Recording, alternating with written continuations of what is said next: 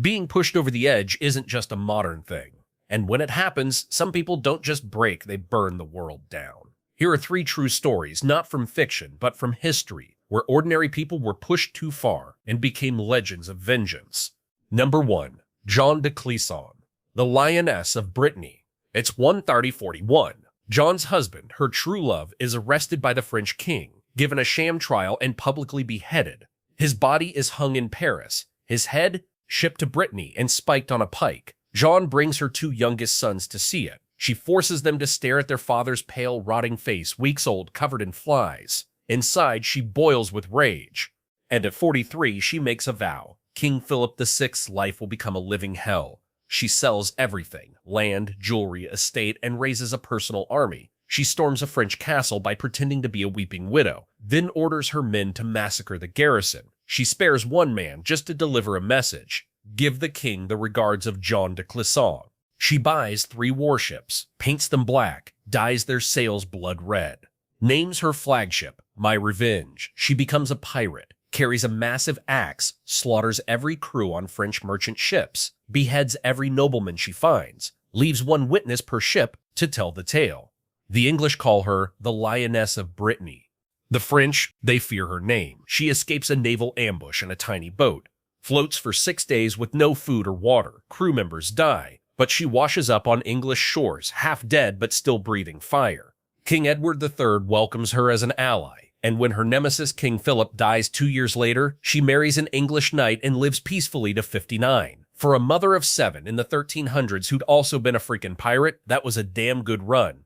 Number 2. Francois l'Olonnais, the Butcher of the Caribbean. Born dirt poor in France, sold into servitude as a boy. Freed in the Caribbean only to find family among buccaneers, hunters turned pirates. For the first time, he's treated like an equal. Then, disaster. His crew is ambushed by Spanish soldiers, massacred. Francois survives by smearing himself in the blood of his dead friends and hiding under their bodies. When the soldiers leave, he crawls out, looks at the mangled remains of the only people who ever showed him kindness, and something inside him snaps. He rows back to Tortuga, gets a new ship, recruits a new crew. But this time, no more hunting, no more simple piracy. He targets Spanish towns, tortures everyone he finds, cuts flesh from bodies, burns men alive, and his favorite trick? Tie a thick rope around their necks and tighten it until their eyes pop out.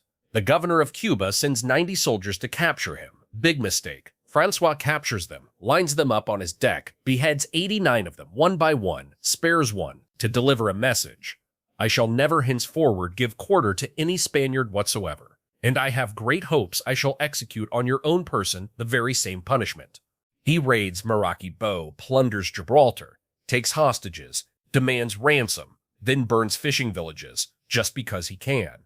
But karma comes fast. In Panama, the Guna people catch him and cut him to pieces alive, then roast his remains until they're ash. Today, more know the anime character named after him than the man himself, but in his time, he was the most terrifying buccaneer of them all.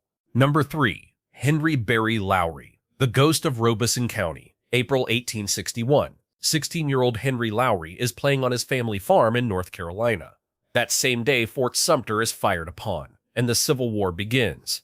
The Confederates force Lumbee men like Henry into slave-like labor. Many die of disease, so the Lowrys hide in the swamps, but food runs out. So Henry starts stealing from rich plantations to feed his people. Then comes James P. Barnes, the postmaster, who falsely accuses them of stealing hogs, knowing a racist jury will convict them. Henry watches his father plead and slump in defeat. On December 21, 1864, Henry blocks Barnes' path on the road. Barnes raises his hands. Henry shoots him square in the chest. Barnes' last words, "The Lowrys have killed me." Retaliation is swift. The Confederate Home Guard thugs drunk on power begin assaulting Lumbee women. One of them, James Brantley Harris, kills Henry's cousin, then beats Henry's brothers to death and calls it self-defense. The courts do nothing. So on January 15, 1865, Henry waits by the roadside and shoots Harris dead. But the worst is yet to come. On March 3rd, the Home Guard raids his father's farm, execute Henry's father and brother in front of him, and in that moment he vows they will be avenged. He forms the Lowry Gang, steals Confederate guns, robs the rich, feeds the poor, For 2 years, he never kills, just redistributes justice. But after the war ends, the elites arrest him at his own wedding. His wife helps him escape, and Henry realizes peace was never an option.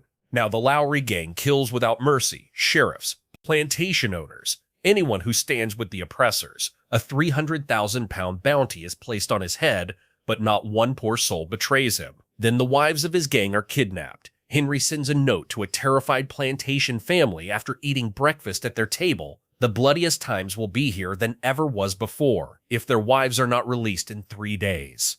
3 days pass, he kills 2 townspeople. The people of Robeson release the wives themselves without waiting for the authorities. In February 1872, Henry pulls off his final heist, $22,000 from a Lumberton store. Then he vanishes. No body, no confession. His wife never remarries, and no one ever claims the bounty.